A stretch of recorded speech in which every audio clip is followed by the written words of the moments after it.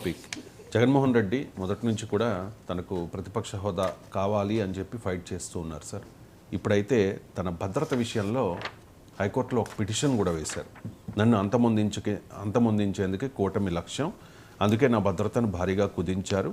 3/6/2024 నాటికి ఉన్న భద్రతను పునరుద్ధరించేలా ఆదేశాలు ఇవ్వాలి అని చెప్పి హైకోర్టులో పిటిషన్ వేశారు సార్.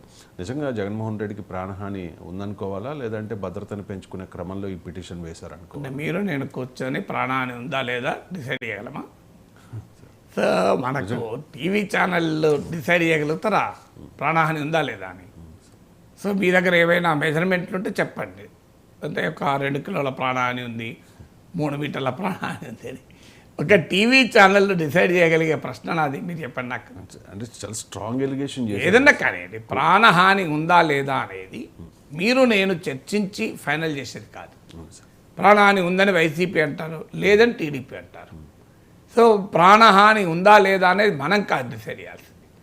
సెక్యూరిటీ పర్సెప్షన్ అనేది సెక్యూరిటీ థ్రెట్ పర్సెప్షన్ అంటారు. దానికి ఇంటెలిజెన్స్ విభాగంలో ఒక విభాగం ఉంటుంది, వారు అంచనాకేస్తారు. అన్ఫార్చునేట్లీ ఏమైందంటే ఈ ఇంటెలిజెన్స్ కూడా పొలిటిసైజ్ అయిపోయింది. ఇప్పుడు అది జగన్మోహన్ రెడ్డి కూడా అందుకు బాధ్యుడే. సో ఆయన ప్రభుత్వంలో ఉన్నప్పుడు ఇంటెలిజెన్స్ అధికారులు వైసీపీ కార్యకర్తలాగా పనిచేశారు. సో ఇప్పుడు ఆటోమేటిక్గా ఆయన వ్యతిరేకులే ఇంటెలిజెన్స్లో ఉంటారు.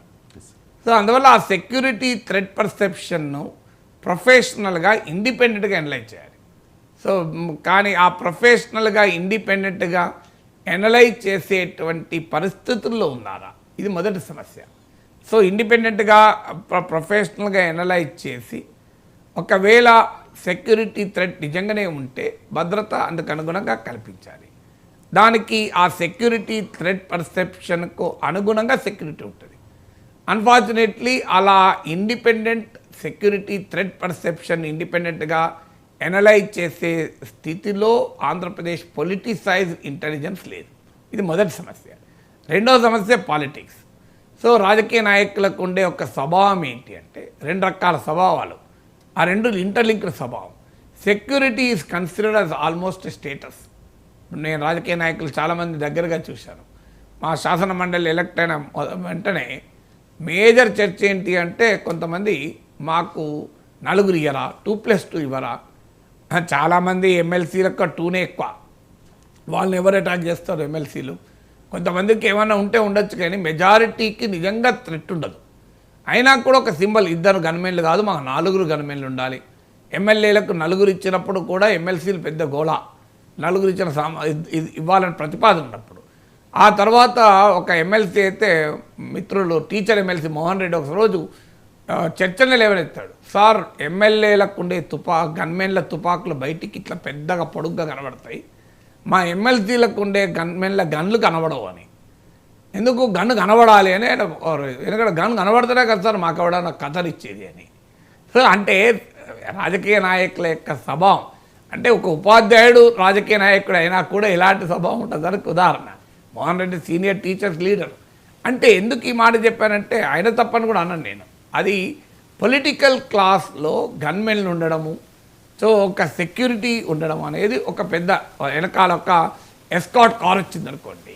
ఆ ఎస్కాట్ కార్ వస్తే ఒక పెద్ద ఇన్ఫ్లుయెన్స్, అబ్బాయి ఎస్కాట్ కార్ వచ్చింది అని. సో ఇలా సెక్యూరిటీ అనేది ఒక స్టేటస్ అయిపోయింది. దాంతో ఏం జరుగుతుంది అంటే తమ ప్రత్యర్థుల సెక్యూరిటీ తొలగించడం కూడా ఒక పొలిటికల్ యాక్ట్ అయిపోయింది. ఇప్పుడు జగన్మోహన్ రెడ్డి ముఖ్యమంత్రి ఉంటే చంద్రబాబు నాయుడు సెక్యూరిటీ తగ్గిస్తాడు, మోడీ ప్రధానమంత్రి అయితే రాహుల్ గాంధీ సెక్యూరిటీ తగ్గిస్తాడు. ఇప్పుడు నా సెక్యూరిటీ తగ్గించారని జగన్మోహన్ రెడ్డి ఆరోపణ. సో చంద్రబాబు నాయుడుకు వాస్తవంగా Z+ సెక్యూరిటీ ఉన్న వాళ్ళకి అప్పుడు కూడా వచ్చింది కదా చర్చ, మీకు లోకేష్ రాజమండ్రి జైల్లో మా నాన్నకు ప్రమాదం ఉంది అని. అందువల్ల సెక్యూరిటీ అనేది ఒక స్టేటస్ సింబల్ గాను ఒక పొలిటికల్ యాక్ట్ గాను మార్చేశారు. ఇది రెండవ సమస్య. మూడవ సమస్య ఏంటంటే థ్రెట్ అండ్ సింపతి. అంటే రాజకీయ నాయకులు ఏంటంటే మాకు ప్రమాదం ఉంది, మా ప్రాణాలకు ముప్పు ఉంది అని ఒక రకంగా ప్రజల నుంచి సానుభూతి పొందడం. ఇందులో ఏది నిజమైన ముప్పో నేను మీరు టీవీలో కూర్చొని చర్చించాం. ఇది నేను గతంలో అన్నాడు, ఇప్పుడు అదే మాట. సో అప్పుడు చంద్రబాబు నాయుడు జైల్లో ఉన్నప్పుడు జైల్లోనే మా నాన్నను చంపడానికి ప్రయత్నం చేస్తున్నారు అని లోకేష్ మాట్లాడింది మనకు గుర్తుంది కదా. సో కేజ్రీవాల్ చంపడానికి ప్రయత్నం చేస్తున్నారని ఆమె భార్య అంటోంది కదా. సో నిజంగా భారతదేశంలో జైల్లో రాజకీయ నాయకులు చంపే ప్రయత్నాలు జరిగేంత స్థాయిలో భారతదేశం ఉందా? యాజ్ ఆఫ్ టుడే లేదు. కానీ మరి కొడుకు ఆయనకి ఏదో ఇన్ఫర్మేషన్ ఉందో మనకు తెలియదు. ఆ ప్రమాదం ఉంది అని అంటున్నప్పుడు నేను ఆ రోజు కూడా ఇదే స్టేట్మెంట్ ఇచ్చాను. చంద్రబాబు నాయుడు లైఫ్కు ప్రమాదం ఉంది అని ఆ కుటుంబం కానీ పార్టీ అనుమానపడ్డప్పుడు అది లేదు అని నేనెవరిని కొట్టిపారేస్తానికి? నాకేం హక్కు కొట్టిపారేస్తానికి? నా వేరే ఇండిపెండెంట్ ఏమైనా స్టడీ ఉందా? సెక్యూరిటీ ఎనాలిసిస్ ఉందా? సో నేను ఏమనగలను? చంద్రబాబు నాయుడు భద్రతతో ఎట్టి పరిస్థితుల్లో కాంప్రమైజ్ కాకూడదు. చంద్రబాబు నాయుడు భద్రతను పొలిటికల్గా దాన్ని ఇగ్నోర్ చేయకూడదు. ఆయన అలాగే అంటారు, సింపతి కొరకు అంటారని. పవన్ కళ్యాణ్ విషయంలో వచ్చినప్పుడు ఇదే చెప్పారు. మీరు పవన్ కళ్యాణ్ గుర్తుండే ఉంటుంది, మనమే మాట్లాడుకున్నాం. ఎలక్షన్ల టైంలో పవన్ కళ్యాణ్ హత్యకు కుట్ర జరుగుతుంది ఇలాంటివి వచ్చినప్పుడు కూడా అన్నాను. ఇలాంటివి వచ్చినప్పుడు ఒక ఇండిపెండెంట్ జర్నలిస్ట్ స్టాండ్ తీసుకోలేడు. ఎందుకంటే లేదు అని అంటే వాట్ ఇస్ ద బేసిస్ మరి? నాలాంటోడు ఉన్నది అన్నా లేదన్నా ఏదో బేసిస్ లేదు మాట్లాడాను. సో అందువల్ల ఆ బేసిస్ నేను కాదు చెప్పాల్సింది. నేనేం సెక్యూరిటీ ఎక్స్పర్ట్ కాదు. ఆ ఇన్పుట్స్ కూడా నా దగ్గర ఉండవు. నేను ఒక్కటి పొలిటికల్గా చెప్పగలను. అప్పుడు చంద్రబాబు నాయుడు విషయంలో, పవన్ కళ్యాణ్ విషయంలో అయినా, జగన్మోహన్ రెడ్డి విషయంలో ఒకటే చెప్తాను. వాళ్ళు తమకు ప్రమాదం ఉంది అని భావించినప్పుడు దాన్ని ఒక ప్రొఫెషనల్గా స్టడీ చేసి రాజకీయాలకు అతీతంగా ఆ ప్రశ్నకు ఆన్సర్ చెప్పాలి. ఇది మాత్రమే చెప్పగలను తప్ప ఆయన నిజంగానే ప్రాణాలకు ముప్పు ఉందా లేదా అంటే నేనెవరు ఇవ్వటానికి? సో హూమామై నాకెలా తెలుస్తుంది? నేను గ్యారంటీ ఇస్తానా? సో అందువల్ల ప్రాణాలకు ముప్పులు అనేది చెప్పొస్తాయా? ముందు తెలుస్తుందా మనకు? ముందు ఇన్ఫర్మేషన్ ఇచ్చి ఇంకో within 2 years you will be killed అనేవాడు నోటీస్ ఇస్తారా? ఇయ్యడు కదా. ఇప్పుడు ఉన్న రాజకీయ వాతావరణం అయితే చంద్రబాబు నాయుడు ప్రాణాలకు, పవన్ కళ్యాణ్ ప్రాణాలకు ముప్పు ఉందని ఆ రోజు అనిపించలేదు మనకు. జగన్మోహన్ రెడ్డి ప్రాణాలకు ముప్పు ఉందని ఈ రోజు అనిపించడం లేదు. మనకేది అనిపించడం లేదు. కానీ మనకు అనిపించడం లేదు కనుక ఆనాడు చంద్రబాబు, పవన్ కళ్యాణ్ ప్రాణాలకు ముప్పు లేదని, ఈరోజు జగన్మోహన్ రెడ్డి ప్రాణాలకు ముప్పు లేదని కంక్లూడ్ చేస్తానికి ఏ బేసిస్ లేదు. ఎందుకంటే మాకు ఆ ప్రాతిపదిక ఏంటి అనేది. తర్వాత ఎప్పుడు కూడా పార్టీ ఈ సింపతి కొరకు కూడా మాట్లాడతారు అని పొలిటికల్ క్లాస్ పైన విమర్శ ఉంది. ఇప్పుడే కాదు, ఇందిరాగాంధీ హయాంలోనే ఆమె చాలాసార్లు తనపైన హత్యా ప్రయత్నం జరిగింది అని వార్తలు వచ్చేది. సో పెద్ద వార్త, దాని ప్రతిపక్షాలు అనుమానించేవి ఇదంతా బోగస్ అని. ఇప్పుడు జగన్మోహన్ రెడ్డి పైన కోడి కత్తితో అటాక్ అయినప్పుడు టీడీపీ అవహేళన చేయలేదు ఆ కోడి కత్తి అని.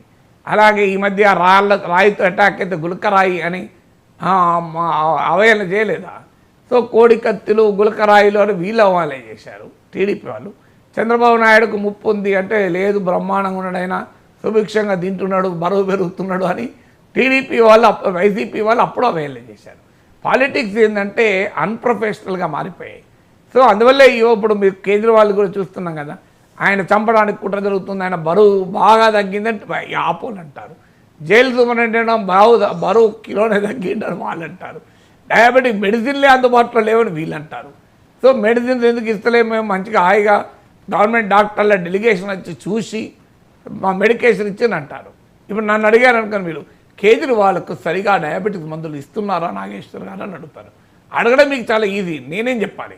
ఎందుకంటే నేను జైలుకి వెళ్ళి లోపల పోయి చూసినా ఆయనకి ఏ మెడిసిన్ మెట్మార్ఫిన్ ఇచ్చిండ్రా లేరా అని నేను చూసినా నాకు ఎలా తెలుస్తుంది?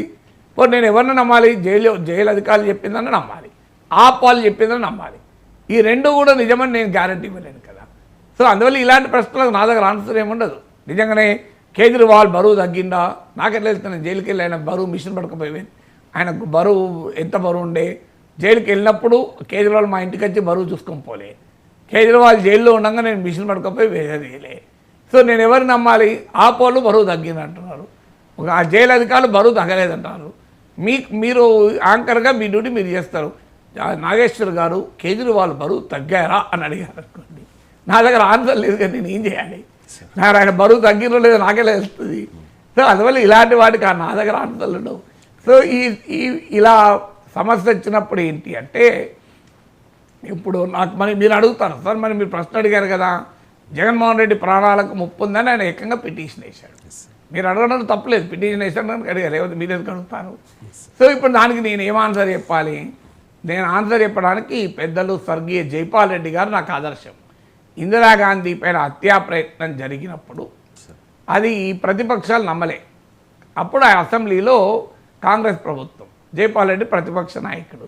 దానిపైన చర్చ జరిగినప్పుడు జైపాల్ రెడ్డి ఇలా అన్నాడు, ఒక భగవంతుడు ఒక హేతువాది భగవంతుని ఇలా ప్రార్థించాడు, ఓ భగవంతుడా బ్రాకెట్లో భగవంతుడు అనేవారు ఉంటే, నా ఆత్మను బ్రాకెట్లో ఆత్మ అనేది ఉంటే కాపాడండి అంటూ ఇందిరాగాంధీపై హత్యా ప్రయత్నం బ్రాకెట్లో జరిగి ఉంటే నేను దీన్ని తీవ్రంగా ఖండిస్తున్నాను అన్నాడు. ఇప్పుడు నేను కూడా లేదు అదే, ఆంధ్రప్రదేశ్ మాజీ ముఖ్యమంత్రి వైఎస్ జగన్మోహన్ రెడ్డికి ప్రాణహాని బ్రాకెట్లో ఉంటే తప్పనిసరిగా తగు భద్రత కల్పించాలి.